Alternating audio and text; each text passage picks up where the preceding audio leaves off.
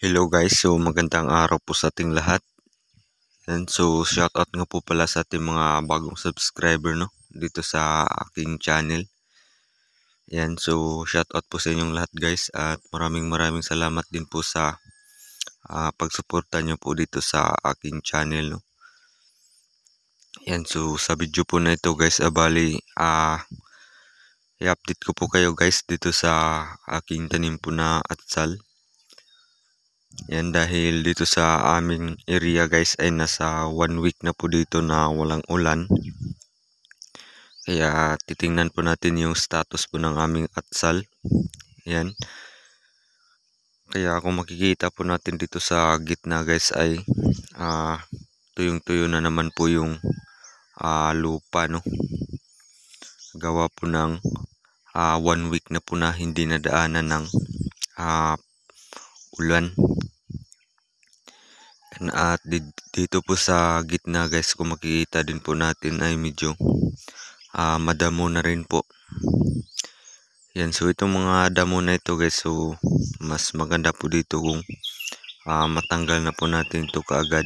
Siguro po mga 2 days po nito, kaya 3 days.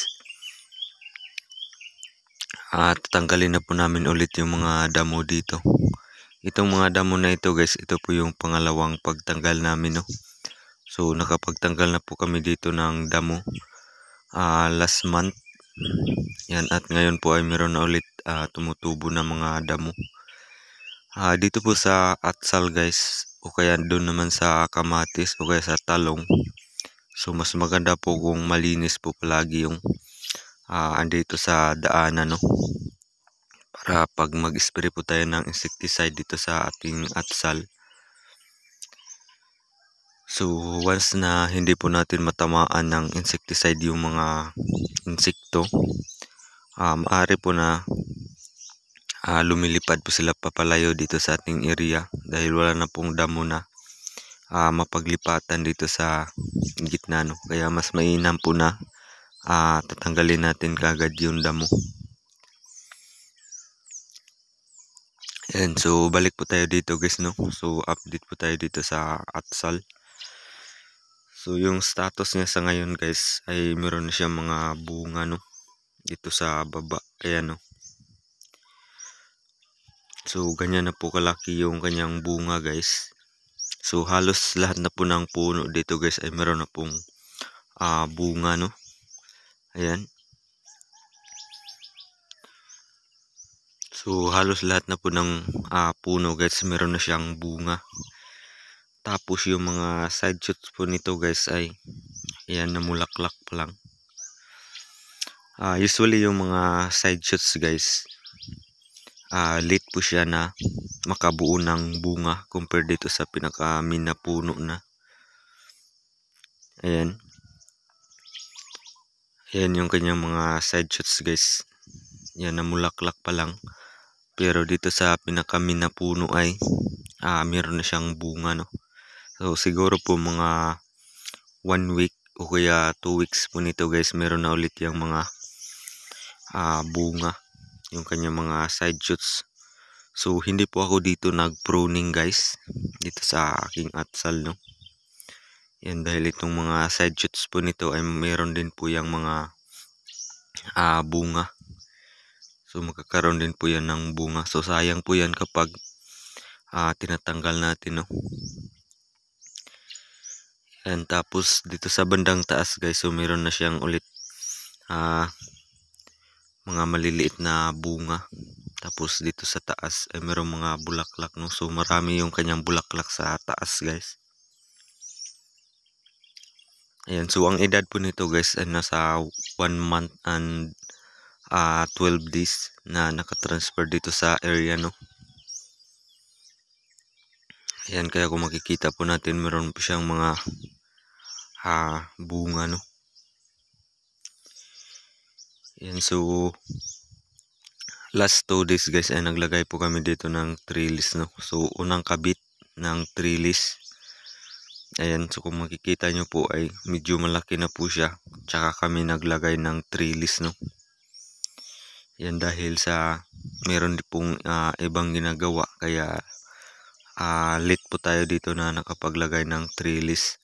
Pero sa akin guys, so okay naman po kapag gaya po nito na malaki na siya tapos tsaka tayo maglagay ng trellis dahil base po dito sa atsal guys, kung hindi naman po ganong mainit, so hindi naman po siya masyadong mabilis matumba kapag mainit po yung ating panahon, no?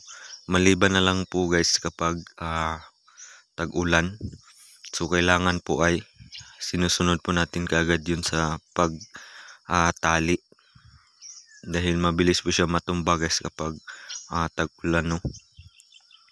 So siguro pag sinusunod po natin to sa pagtali guys, yung unang kabit po natin ng trellis, ayan dito yun sa first Y nya.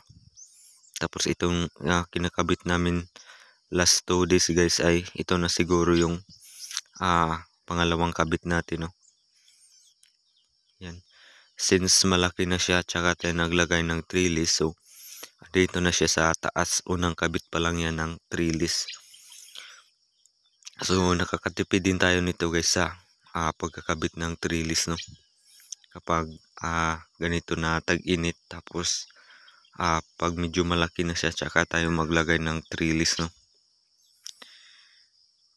So ayan guys, no? So dito naman po sa status po ng kanyang dahon guys, so kung makikita po natin, maganda naman yung kanyang dahon hanggang dito sa taas, no?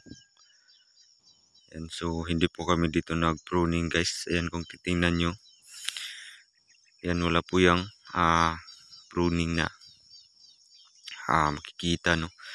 So itong atsal na ito guys, ito po yung merong pailan-ilan na puno na natamaan dati ng mga uod, no? So ito po yung ibang puno guys na natamaan nun. Yan, so meron na siya mga butas. Yan, pero dahil sa in-spray natin nun, so napuksan naman natin yung mga uod, no? Yan, kaya maganda naman ulit yung kanyang dahon dito sa taas. Yan, so bali yan lang po muna yung maibibigay kong update guys, no, dito sa aking tanim po na atsal. So maraming salamat sa panonood nyo guys, at happy farming po sa ating lahat.